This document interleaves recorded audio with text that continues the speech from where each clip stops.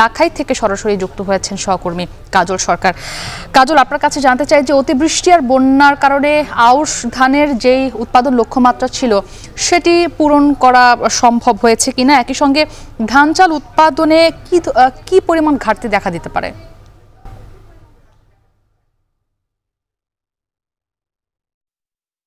বন্যা তো আসলে ভাটি যে এলাকাগুলো রয়েছে সেই এলাকাগুলোতে হয়েছে, কিন্তু একই সাথে উজানের যে এলাকাগুলো রয়েছে সেগুলোতে কিন্তু পাহাড়ি ঢল নেমেছিল, যে কারণে হবিগঞ্জের সবকটি উপজেলাতে আসলে আউশ ধান আবাদের যে আবাদ হয় সেটি আসলে বড় ধরনের বিপর্যয় ঘটেছে।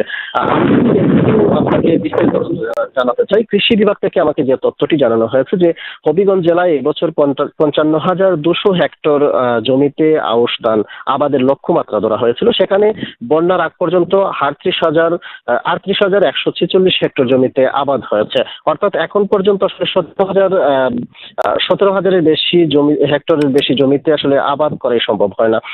আর এই যে বন্যা এবং পাহাড়ি ঢল সেগুলোতে আসলে ক্ষতিগ্রস্ত হয়েছে এখন পর্যন্ত কৃষি বিভাগের যে তথ্য 634 হেক্টর, আর ক্ষতিগ্রস্ত কৃষকের সংখ্যা হচ্ছে 3,788 জন।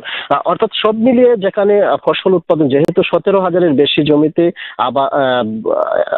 আবাদি করা সম্ভব হচ্ছে না, সেখানে আসলে ফসলের বড় ধরনের ঘাটতি দেখা দিবে। যেমন আনুমানিক যে হিসেবটা করা হচ্ছে যে প্রায় 77,000 মেট্রিক টনের মতো ধান এবছর আবাদ করা সম্ভব হবে না, যেখানে আর্থিক যে ক্ষতির পরিমাণ সেটি দাঁড়াবে প্রায় 8 কোটি টাকার বেশি।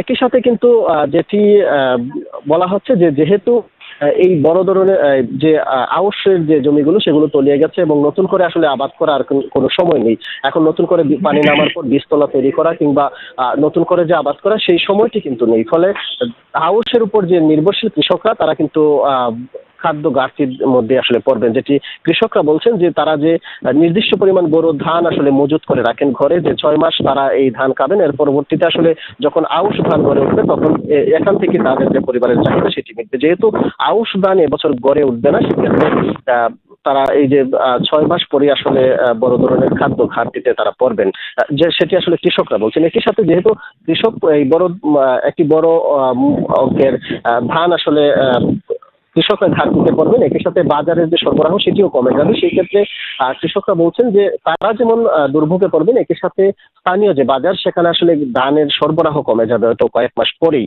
ফলে কিন্তু চালের যে দাম